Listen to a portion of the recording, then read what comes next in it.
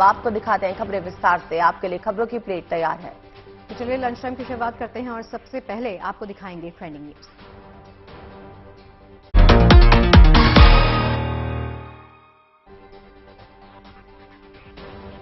प्रधानमंत्री मोदी ने की कॉमनवेल्थ गेम्स में शामिल होने वाले खिलाड़ियों से बातचीत। वीडियो कॉन्फ्रेंसिंग के जरिए की हौसला अफजाई।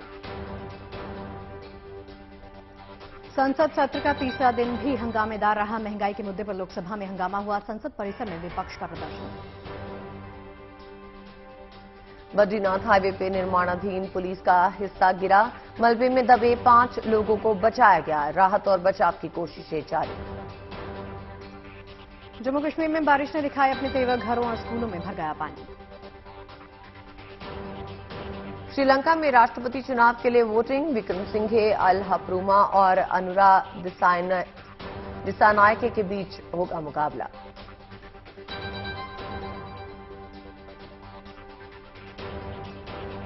तो देखिए 28 जुलाई से इंग्लैंड के बर्मिंघम में कॉमनवेल्थ गेम्स का आगाज होने जा रहा है। इसके लिए भारत की तरफ से 322 मेंबर्स का एक दल रवाना होगा जल्द ही। और आज ही प्रधानमंत्री नरेंद्र मोदी ने इन तमाम खिलाड़ियों से बातचीत भी की है। मेरे खेल संवाददाता नितिन श्रीवास्तव मेरे साथ जुड़ गए हैं। वो बताएंगे कि किस तरह की एक्सपेक्टेशंस हमारे साथ हैं। इस पर भी बातचीत विस्तार के साथ करेंगे उनसे। तो देखिए 28 जुलाई से इंग्लैंड के बर्मिंघम में कॉमनवेल्थ गेम्स का आयोजन होने जा रहा है। भारत से 215 खिलाड़ियों का एक दल राष्ट्रमंडल खेलों के इस महाकुंभ में हिस्सा लेने के लिए जा रहा है। आज प्रधानमंत्री नरेंद्र मोदी कॉमनवेल्थ गेम्स में हिस्सा लेने जा रहे खिलाड़ियों से और उनके कोचेस से उन्होंने बातचीत की है। ये संवाद वीडियो कॉन्फ्रेंसिंग के जरिए साधा गया। मोदी ने भारतीय खिलाड़ियों की हौसला अफजाई करते हुए कहा, टेंशन नहीं लेना है, जाइए और जमकर खेलिए, तिरंगा फहरा कर आइए, दुनिया पर छा जाइए, बस खुद पर यकीन रखना है कि आपके टक्कर में कोई नहीं। प्रधानमंत्री नरेंद्र मोदी ने खिलाड़ियों से वादा भी किया कि जब आप लौटकर आएंगे तो मिलकर एक बड़ा जश्न भी हम सभी मनाएंगे। मैं देश के प्रत्येक खिलाड़ी को पहली बार इस टूर्नामेंट में हिस्सा ले रहे हैं। मुझे विश्वास है कि वो भी अपनी जबरदस्त छाप छोड़ेंगे। आप लोगों को क्या करना है, कैसे खेलना है, इसके आप एक्सपर्ट हैं। मैं बस यही कहूंगा कि जी भर के खेलिएगा, जमकर खेलिएगा, पूरी ताकत से खेलिएगा और बिना किसी टेंशन से खेलिएगा। और आप लोगों ने वो पुराना डायलॉग सुना होगा, कोई नहीं है टक्कर में, कहां पड़े हो चक्कर में। बस इसी एटीट्यूड को लेकर आपको वहां जाना है, खेलना है, किसी भी चुनौती के सामने पस्त न होना, निरंतर गतिमान रहना, अपने लक्ष्य के लिए समर्पित रहने का नाम ही खिलाड़ी होता है। इसलिए जो पहली बार बड़े अंतर्राष्ट्रीय मैदान पर उतर रहे हैं, उनसे मैं कहूंगा कि मैदान बदला है, माहौल भी बदला होगा, लेकिन आपका मिजाज नहीं बदला है, आपकी जिद नहीं बदली है। लक्ष्य वही है कि तिरंगे को लहराता देखना है, राष्ट्रगान की धुन को बजते सुनना है। इसलिए दबाव नहीं लेना है, अच्छे और दमदार खेल में अपना प्रभाव छोड़ करके आना है। किसी भी खेल में भारत की शान बढ़ाने वाले खिलाड़ियों से संवाद करना प्रधानमंत्री मोदी की आदत में शुमार है और उनकी ये आदत खिलाड़ियों के लिए जीत के टॉनिक का काम करती है। भारत के लिए मेडल लाने की प्रेरणा देती रही है ये उनकी आदत। आज प्रधानमंत्री मोदी से मिलकर कॉमनवेल्थ गेम्स में हिस्सा लेने जा रहे खिलाड़ियों ने क्या कुछ महसूस किया, कॉमनवेल्थ गेम्स को लेकर उनकी कैसी तैयारी है, इन तमाम सवालों के साथ बातचीत करने के लिए हमारे साथ athlete Avinash Sable, para athlete Sharmila और साइक्लिस्ट डेविड बेकम जुड़ गए हैं। तो जानते हैं इनसे कि इसमें उनका क्या विचार है। तो नितिन भी हमारे साथ इस वक्त मौजूद है। नितिन से भी समझने की कोशिश करेंगे कि ये खिलाड़ी जो है अपनी कितनी तैयारी के साथ मैदान में उतरने वाले हैं। Nitin, over to you. बिल्कुल, क्योंकि बहुत इंपॉर्टेंट टूर्नामेंट है ये, और जिस तरीके से पिछले कुछ दशकों में हमने देखा है कि भारतीय जो हमारे खिलाड़ी हैं उन्होंने जी जान लगाकर हर एक बड़े टूर्नामेंट्स की तैयारी की है। अब सामने है कॉमनवेल्थ गेम्स, और आज सुबह ही प्रधानमंत्री ने सभी जो हमारे खिलाड़ी थे, जो भी इस कॉन्टिजेंट का जो हिस्सा है, जो इस दल का हिस्सा है, उन सभी खिलाड़ियों से बातचीत की, और उनमें कुछ खास खिलाड़ी थे जिनसे प्रधानमंत्री ने वन-ऑन-वन किया। और उसमें हमारे पास अविनाश सावले जो महाराष्ट्र से आते हैं, ट्रैक एंड फील्ड के एथलीट हैं, काफी अच्छा इनका रिकॉर्ड रहा है, उनसे बातचीत की। उसके अलावा हमारे पास और भी 2-3 खिलाड़ी थे जिनसे प्रधानमंत्री ने बात की, शर्मिला टेटे, उनसे भी बात की।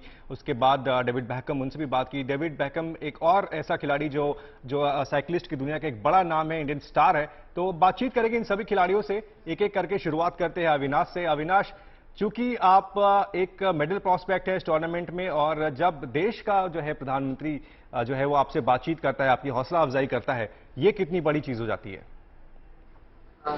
देखो, मतलब बहुत अच्छा लगा, क्योंकि हमारे माननीय प्रधानमंत्री जी ने, सर ने, मतलब जो हमें मोटिवेट किया।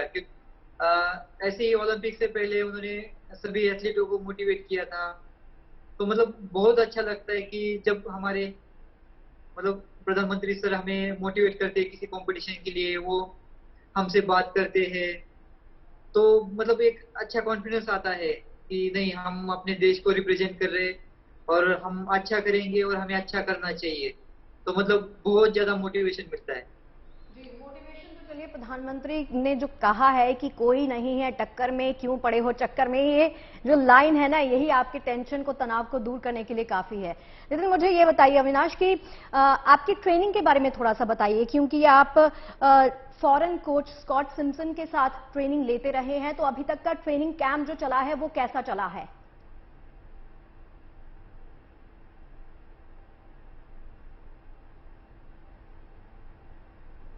अविनाश, आप तक आवाज आ रही है? जी, आपकी आवाज कम आ रही है। जी, चलिए मैं दोबारा से अपना सवाल दोहरा देती हूं आपके लिए, क्योंकि प्रधानमंत्री ने आपको मोटिवेट किया है अपने शब्दों के जरिए। उन्होंने कहा कि कोई नहीं है चक्कर में, क्यों पड़े हो चक्कर में। तो मुझे ये बताइए कि आपने ट्रेनिंग जो ली है अपनी, आपने स्कॉट सिम्पसन के अंडर अपनी ट्रेनिंग कंप्लीट की है, तो अभी तक का अनुभव आपका कैसा रहा है और आगे के अपने सफर को आप कैसे देखते हैं? देखो, मेरी जो ट्रेनिंग थी, तो मैं पिछले मतलब कुछ महीनों से यहाँ अमेरिका में ट्रेनिंग कर रहा हूँ। इसके लिए मुझे स्पोर्ट्स अथॉरिटी ऑफ इंडिया ने, टॉप्स ने, टारगेट टूरिंग ओलंपिक स्कीम और फेडरेशन ने मतलब बहुत सपोर्ट किया है। मतलब मुझे जो एक्सपोजर मिला है, इसमें मुझे बहुत कुछ सीखने को मिला है कि एक वर्ल्ड चैंपियन एथलीट के साथ, ओलंपिक मेडलिस्ट एथलीट के साथ मुझे ट्रेनिंग करने का मौका मिला है जी। तो उससे मुझे काफी कॉन्फिडेंस आया है कि मैं जो कॉमनवेल्थ गेम्स है जिसमें मैं अपना बेहतर प्रदर्शन करूंगा और देश के लिए मेडल जीतूंगा जी। मतलब इस 3 महीने में, मतलब 3-4 महीने में मुझे मतलब इतना सपोर्ट किया है कि मतलब किसी भी चीज की मुझे मतलब ये नहीं हुआ कि आप जैसे मेरे पास कोई मतलब ऐसी कोई फैसिलिटी नहीं कि मुझे किसी चीज की जरूरत पड़ी हो या वो पूरी नहीं हुई हो। तो मुझे जो हमारे गवर्नमेंट ने, साई ने और टॉप्स ने मतलब वो हर चीज दी है कि ट्रेनिंग का ग्रुप दिया है, फिजियोथेरेपी, मतलब जो भी ये होता है, तो मुझे बहुत अच्छी फैसिलिटी मिली है। और मैं मतलब धन्यवाद बोलना चाहता हूँ कि मतलब इतना अच्छा फैसिलिटी हमें मिली है। और मैं तो यहाँ पे ट्रेनिंग करते हुए देखा है कि यूएसए में जितनी मतलब हमारे देश की तरफ से, हमारी गवर्नमेंट की तरफ से जितना सपोर्ट हमें मिलता है, मुझे नहीं लगता कि शायद ही कोई कंट्री अपने एथलीट को देती होगी।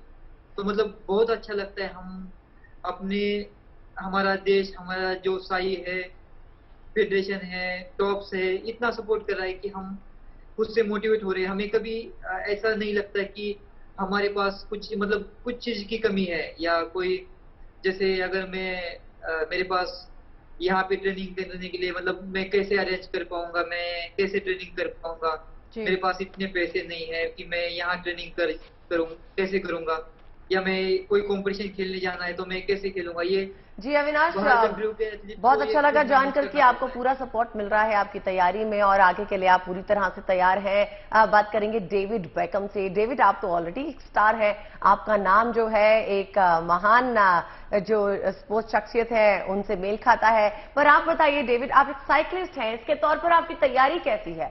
सिर्फ 8 दिन बचे हैं अब इस ओलंपिक के खेल की।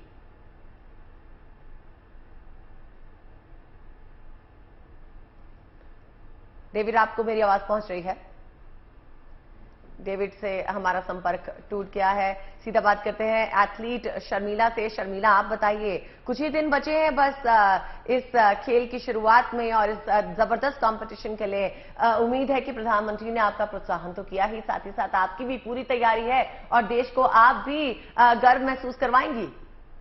नमस्ते मैम, मैं भी अपने देश के लिए मेडल लेके आऊंगी और माननीय प्रधानमंत्री जी से बात करके हमारा हौसला और ज्यादा बढ़ गया है। हम देश के लिए जरूर मेडल लेके आएंगे। शर्मिला, और मैं चूंकि पहले से अब जो स्पोर्ट्स में आई हूँ 2 साल से, तो इसमें सरकार का भी योगदान बहुत रहा है हमारे हरियाणा में। और सेंटर से यहाँ भी साई में सिलेक्शन हुआ, यहाँ कैंप में मैं प्रैक्टिस करती हूँ। साई में भी बहुत खिलाड़ियों की बहुत अच्छी से बारीकी से बातचीत करते हैं, अच्छे से देख रेख होती है, बहुत अच्छी फैसिलिटी मिलती है, मसाजर, ये सब कुछ यहाँ पे हमें बहुत अच्छी सुविधा मिली है। यहाँ के मेरी परफॉर्मेंस भी बहुत अच्छी आई है और मैं मेडल लेके जरूर शर्मिला, मैं आऊंगी। आपसे जानना चाहूंगा कि चूंकि अभी 2 साल ही हुआ आपको अपना ये प्रोफेशनल करियर आपने शुरू किया है, 2 साल में आपके पास नेशनल का भी गोल्ड है। इस 2 साल में आप कैसे आपने अपने आप को मोटिवेट किया, क्योंकि आपकी जो पर्सनल लाइफ रही है वो भी काफी स्ट्रगल रहा है उसमें, चाहे वो फैमिली का एंड रहा हो, आपकी शादी की बात रही हो, उन चीजों से आप कैसे पार पाई और अब जब बारी आती है इतने बड़े टूर्नामेंट में देश को रिप्रेजेंट करने की, कैसे अपने आप को मोटिवेट किया आपने? सर, जिंदगी में दुख सुख तो आते रहते हैं, बहुत से आए, मेरे ऊपर तो कुछ ज्यादा ही आए, लेकिन मेरा हौसला बचपन से था कि मैं एक खिलाड़ी बनूं, लेकिन मुझे कोई रास्ता नहीं दिखाई दिया। एक तो गरीब फैमिली से रही हूँ और पापा भी मेरे किसान थे, मम्मी है वो ब्लाइंड, हम 3 बहनें, तो बड़ी मुसीबतों से हम बाहर निकले हैं। बचपन में शादी हो गई बालिका उम्र में, और फिर कुछ अच्छा नहीं रहा मेरे साथ। 2 बेटियां हैं मेरे पास, तो हम अब जो मैं प्रैक्टिस कर रही हूँ 2 साल से, इसमें मेरे कोच टेकचंद का अहम रोल है और उन्होंने मेरे से खूब मेहनत करवाई है। और आगे आके मैडम प्रेसिडेंट दीपा मलिक ने भी फुल सपोर्ट किया है, हमारे फेडरेशन में भी बहुत अच्छा चल रहा है और पीसीआई से भी सत्यनारायण सर जी हमारी फुल सपोर्ट करते हैं। किसी चीज की कोई दिक्कत अब तक तो मेरे सामने खेल में आई नहीं है और मुझे विश्वास है कि आगे भी हमें ऐसे ही प्रोत्साहित करते रहेंगे। क्या बात है। देखिए, ये आपकी तमाम जो बातें हैं, आई एम श्योर कि बाकी एथलीट्स को भी मोटिवेट करेंगी। अदिति और नितिन, डेविड बेकहम के पास चलते हैं। मैं तो नाम से ही इतनी ज्यादा खुश हो गई हूँ। डेविड बेकहम, आपका नाम महान फुटबॉल प्लेयर से इंस्पायर्ड है। मुझे ये बताइए कि आपकी जर्नी कैसी रही? बहुत ही यंग एज में आप CWG में देश का प्रतिनिधित्व करने जा रहे हैं, तो अपने सफर को कैसे देखते हैं और आगे खुद को मोटिवेट कैसे करेंगे? जाहिर सी बात है कि प्रधानमंत्री ने आज जो कहा है वो मोटिवेट करने के लिए, आपको आगे बढ़ाने के लिए काफी है। मेरा स्टार्टिंग था 2017 को, इधर पे 11 अक्टूबर को मैं यहाँ ज्वाइन किया साइकिलिंग। और मैंने 2 महीना ट्रेनिंग किया, 2 महीना में उसके बाद मेरा मेडल आना शुरू हो गया था। तो और मेरे को लगा कि मेरे को और आगे बढ़ना है और बड़ा लेवल कंपटीशन खेलना है और मतलब बड़ा, जैसे कि ओलंपिक में पार्टिसिपेट करना, यही मेरा अभी ड्रीम है कि मैं ओलंपिक में खेलूं और अपना देश का नाम रोशन करूं। आप शगुफ्ता, मैं आपको बताना चाहूंगा कि इस नाम के पीछे, डेविड का ये जो नाम है, इसके पीछे बहुत इंटरेस्टिंग स्टोरी है। चलिए सीधा डेविड से ही पूछते हैं, क्योंकि डेविड, जब आपका ये नाम पड़ा, आपके मामा जी ने, चूंकि वो फुटबॉल के बहुत बड़े फैन और डेविड को बहुत पसंद करते थे, उनके जरिए आपका नाम पड़ा। क्या रही स्टोरी और किस तरह से अब आप, जबकि आप खुद एक स्पोर्ट्स एथलीट है, डेविड जो है इतना बड़ा नाम फुटबॉल में, आप कैसे अपने आप को, कई बार ऐसा नहीं होता कि लोग जो है कंफ्यूज आते हैं? मैं हुई थी। जी सर, बहुत लोग कंफ्यूज हुआ। फर्स्ट ऑफ ऑल कि ये जब मैं पैदा हुआ था तो मेरा मामा और मम्मी का जो भाई लोग है, वो लोग ने बताया कि बच्चा का नाम डेविड बेकहम होगा जब निकलेगा। अगर नहीं होगा तो हम लोग बहुत गुस्सा होगा करके बोला उन लोग ने। तो जब मैं निकला तब से मेरा नाम डेविड बेकहम हो गया। और वैसा भी मेरा पापा फुटबॉलर था और मतलब फुटबॉल में मतलब वो स्टेट लेवल फुटबॉल खेला, मतलब यहाँ तक। डेविड, एक और सवाल आपसे जानना खेला चाहूंगा। उसने। लास्ट टाइम जब हमारी टीम गई थी कॉमनवेल्थ गेम्स में 2018, उस टाइम हमारे पास 9 साइकिलिस्ट थे, लेकिन मेडल एक भी नहीं आ पाया था। इस बार आपके साथ साथ रोनाल्डो भी हैं, दोनों ही हमारे स्टार जो है साइकिलिस्ट हैं। कितनी उम्मीदें आप लोगों को हैं इस बार कॉमनवेल्थ गेम्स से? सर हम लोग क्या नाम, अभी हम लोग बहुत हार्ड वर्क ट्रेनिंग कर रहा है और अभी जो ये 2022 कॉमनवेल्थ गेम में ये सबका पहला मतलब कंपटीशन है, तो हम लोग अपना 100% दे के आएगा और अपना बेस्ट दे के आएगा जरूर उधर पे। अविनाश, आपने भी भारत का नाम कई बार रोशन किया है, कई खिताब अपने नाम किए हैं। इस बार जब आप ओलंपिक्स में उतरेंगे तो आपको क्या लगता है आपका कड़ा कंपटीशन किससे होगा? देखो अभी जैसे कॉमनवेल्थ में तो एक है मतलब केनियन एथलीट से ये करना पड़ेगा, तो मतलब वही है कि जो मेरे इवेंट में स्टीपल चेस में है तो उनके साथ फाइट रहेगी। और अभी मेरी भी मतलब तैयारी अच्छी है, तो मुझे लगता है कि हाँ हम टक्कर देंगे और पक्का मेडल जीत पाएंगे। जी नितिन, अदिति, एक ना बड़ी इंटरेस्टिंग स्टोरी है। अविनाश, मुझे ये बताइए कि आपने इंडियन आर्मी में रहते हुए स्टीपल चेस को ज्वाइन किया था, तो बड़ी इंटरेस्टिंग सी कहानी है इसके पीछे, वो शेयर करना चाहेंगे क्या हमारी ऑडियंस के साथ और हमारे साथ? हाँ जी, देखो मतलब मैं जब मतलब आर्मी में ज्वाइन किया था तो मैं एक नॉर्मल सोल्जर की तरह ज्वाइन किया था। तो मुझे उस समय मतलब स्पोर्ट्स का कुछ ये नहीं था, मैं जैसे नॉर्मल 1600 मीटर भागते उसके बाद जो भी ये होता है मतलब पूरा जो आर्मी का रैली का ये होता है वो करके गया था। फिर उसके बाद मैं आर्मी में 4 साल एक नॉर्मल सोल्जर की ड्यूटी की। और उसके बाद मुझे मतलब अचानक से लगा कि मैंने स्पोर्ट्स की तरफ जाना चाहिए, या जो मेरे साथ वाले थे उन्होंने बोला कि तू अच्छा दौड़ता है और अच्छा कर सकता है, क्यों ना एथलेटिक्स में चला जाए। तो मैं वहां से ही तो मैं 4 साल के बाद ये एथलेटिक्स में आने का सोचा और मैं क्रॉस कंट्री से गेम स्टार्ट किया। और क्रॉस कंट्री करते करते मैं मतलब 2017 से मैंने स्टीपल चेस इवेंट में आया। और मतलब वो सफर मतलब काफी अलग था कि एक आर्मी ड्यूटी से जाके स्पोर्ट्स में जाना, लेकिन मुझे उससे काफी मतलब इजी लगता है मुझे यहाँ पे स्पोर्ट्स में आके। जी। और अविनाश, आप यूएस में हैं, ट्रेनिंग वहीं पे कर रहे हैं। आपने रिसेंटली 11th फिनिश किया है just before the Commonwealth games. आपका ये जो टाइमिंग था, आप इससे कितने खुश हैं, या फिर आपको लगता है कि आपको टाइमिंग इंप्रूव करने की जरूरत है क्योंकि कंपटीशन टफ होने वाला है? हाँ जी, मतलब देखो अगर कॉमनवेल्थ में मतलब मेडल तो 8-10 का टारगेट तो रखना ही पड़ेगा, मतलब 8-10 तो भागना ही पड़ेगा। तो स्टीपल चेस में मेडल का मतलब हम सोचेंगे कि हाँ मेडल आएगा। तो मुझे लगता है कि हमारी प्रैक्टिस अच्छी है और एक हर रेस अलग होती है।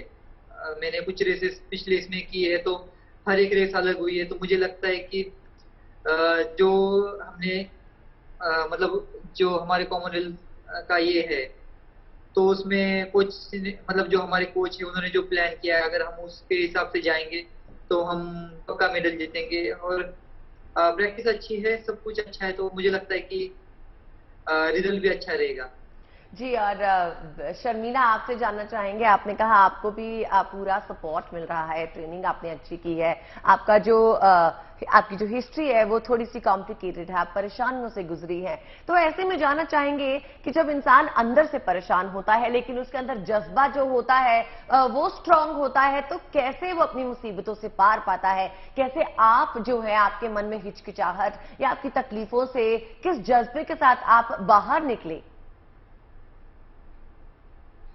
मैम, बहुत परेशानियां मेरे सामने थी, लेकिन घर कुछ शादी के बाद हालात ऐसे थे कि हम बहुत परेशान थे। रास्ता भी नहीं मिला कोई। मेरे मन में बहुत आती थी मैं भी खिलाड़ी बनूं, बचपन से शौक था, लेकिन कोई रास्ता नहीं दिखाई दिया। और बाद में मुझे अब सेकंड मैरिज के बाद ये अच्छे से मुझे अच्छे से हौसला भी बढ़ा है मेरा। उसके बाद मेरे दोनों बेटियों का भी, मेरा भी, और हम तीनों ही स्पोर्ट्स में हैं और अब हम अच्छा करेंगे तीनों माँ बेटी इस देश के लिए, अपने के लिए। जी शर्मिला, मुझे ये बताइए, जब कहते हैं ना कि जब हम 30s में पहुंच जाते हैं तो शरीर को ट्रेन करने के लिए आपको ज्यादा खाने की या डाइट जो है आपकी बड़ी स्ट्रांग होनी चाहिए, तो आप अपनी ट्रेनिंग कैसे ले रही हैं, कैसे चल रहा है? कुछ ऑब्स्टेकल चैलेंजेस आपको फेस करने पड़ रहे हैं या सब कुछ स्मूथ चल रहा है? मैम, खेल में उम्र कोई मायने नहीं रखती, हौसले बुलंद होने चाहिए और जब अंदर से हौसला होता है तो उसमें ज्यादा मेहनत तो देखो खिलाड़ियों को करनी पड़ती है, लेकिन हौसले बुलंद होने के बाद ऐसा नहीं है कि उम्र ज्यादा है खिलाड़ी नहीं बन पाएंगे, ऐसा कुछ नहीं है। हौसले बुलंद होंगे तो हम जरूर एक न एक दिन कामयाब होंगे। बात करते हैं कांवड़ यात्रा की, जिसे लेकर कांवड़ियों का जोश देखते ही बन रहा है।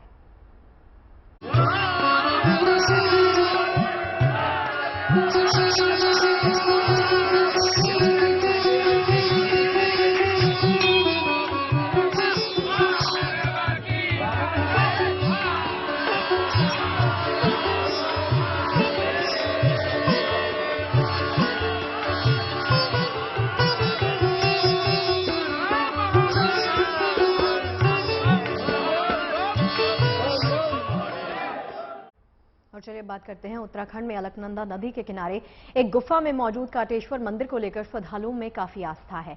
मान्यता इसके साथ ये जुड़ी है कि मंदिर में स्थापित शिवलिंग प्राकृतिक रूप से ही बना है। कोरोना महामारी के 2 साल के बाद सावन मास में यहां भक्तों का सैलाब उमड़ रहा है। लोग यहां पर पहुंचकर जलाभिषेक भी कर रहे हैं।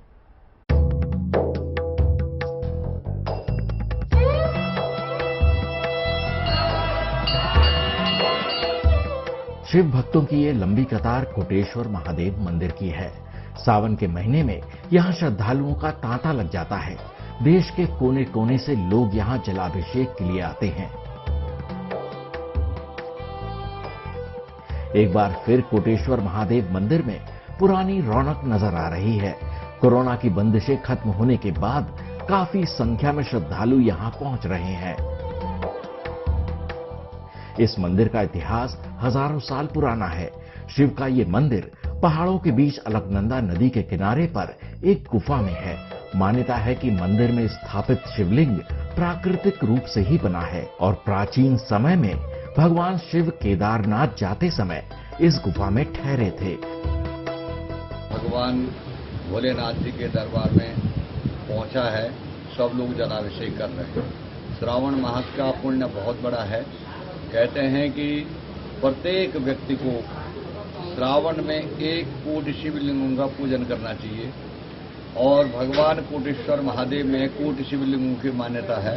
कोटेश्वर महादेव में पहुंच करके लोग करोड़ों शिवलिंगों का पूजन का पुण्य लाभ अर्जित करते हैं। कोटेश्वर महादेव मंदिर उत्तराखंड के रुद्रप्रयाग शहर से लगभग 3 किलोमीटर दूर है। 4 धाम की यात्रा पर जाते समय भक्त इस मंदिर में आकर दर्शन जरूर करते हैं। मंदिर के आसपास का प्राकृतिक वातावरण यहां आने वाले श्रद्धालुओं को काफी पसंद आता है। भक्तों का मानना है कि यहां भगवान शिव कण कण में विराजमान है। मंदिर के आसपास देवी पार्वती, गणेश जी और हनुमान जी के साथ ही दूसरे देवी देवताओं की मूर्तियां भी हैं। कहते हैं कि यहां सच्चे मन से शिव की आराधना करने पर हर किसी की मनोकामना पूरी होती है। हमारे उत्तराखंड गढ़वाल की एक मान्यता है कि जिसके संतान होने में अड़चन आती है, जिनके संतान नहीं होती है, जिनका जो है कई प्रकार से कष्ट होता है संतान के प्रति, तो संतान की प्राप्ति के लिए यहाँ पे जो है लोग अधिक से अधिक लोग आते हैं संतान की प्राप्ति के लिए। और ये प्रत्यक्ष देखा हमने कि लगभग 99% लोगों को सफलता प्राप्त होती है यहाँ पे आकर के, कोई दिक्कत नहीं। इसमें संदेह नहीं है कि भगवान शंकर जो है औढ़र वरदानी है।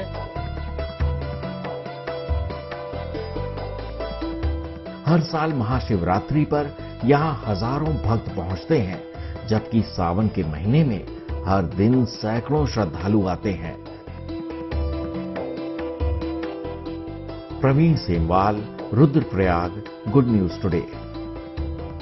और अब बात मौसम की कर लेते हैं, जो कई राज्यों में लोगों की परेशानी की वजह बना हुआ है। मौसम विभाग ने आज से 23 जुलाई के बीच यूपी में भारी बारिश की भविष्यवाणी की है। इसके अलावा उत्तराखंड में भी मौसम की मनमानी ने लोगों को परेशान कर रखा है। गुजरात, मध्य प्रदेश, महाराष्ट्र में भी भारी बारिश से हाल बेहाल है।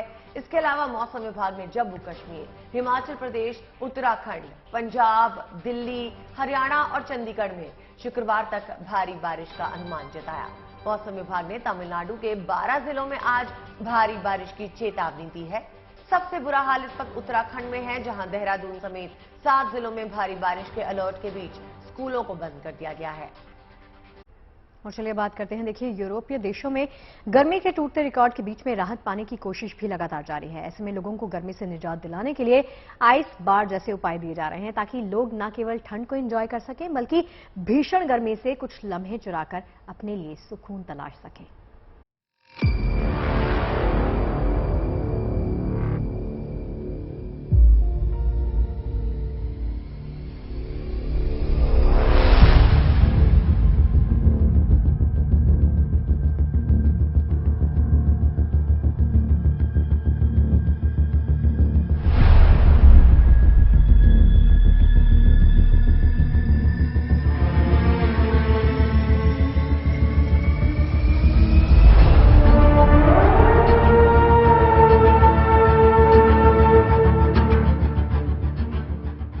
यूरोप में टेम्परेचर का टॉर्चर इतना हाई हो चुका है कि हीट वेव से सभी देशों में कोहराम मचा हुआ है। ब्रिटेन, स्पेन, फ्रांस, पुर्तगाल, इटली समेत यूरोप के ज्यादातर देशों में भीषण गर्मी से पिछले सारे रिकॉर्ड पिघल चुके हैं। आलम यह है कि ब्रिटेन में गर्मी के सारे रिकॉर्ड टूट चुके हैं। फ्रांस में पारा 40 डिग्री के पार है।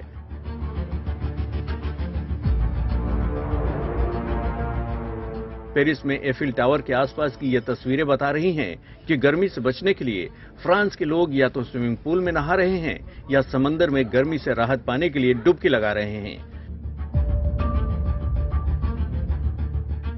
फ्रांस में गर्मी का आलम इस आइस बार से समझिए, जहां लोग जमकर एंजॉय कर रहे हैं। लिहाफ या जैकेट में रहने के आदी लोग आइस बार को किसी जन्नत से कम नहीं मान रहे हैं। बार में आने वाले लोग यहां गर्मी से निजात पाने के लिए उसी जिंदगी को जी रहे हैं जो यूरोप के देशों की पहचान हुआ करती है। जैकेट, ग्लव्स के साथ यहां मौजूद लोग उस ठंड का एहसास कर रहे हैं जो फिलहाल यूरोपीय देशों की फिजा से गायब हो चुकी है। यहाँ बर्फ से बनी कलाकृतियां लोगों को सेल्फी और तस्वीरें लेने का मौका दे रही हैं। यहाँ लोगों को फूड एंजॉय करते हुए भी देखा जा सकता है। हालांकि इसी के साथ लोगों को फिक्र ये भी है कि इस आइस बार से बाहर निकलकर उनके साथ क्या होने वाला है। À ressortir dehors et pas faire un choc thermique, mais non, c'est relativement agréable pendant 30 minutes d'être à bonne température, enfin à température beaucoup plus agréable que ça. ह्यूगर जैसे कई और युवा हैं जो कुछ इसी तरह गर्मी को लेकर सोच रहे हैं। हालांकि वो जब तक यहाँ हैं उन्हें गर्मी का एहसास नहीं होने वाला है। ये सभी लोग फिलहाल यही सोचकर खुश हैं। Bureau report, good news today.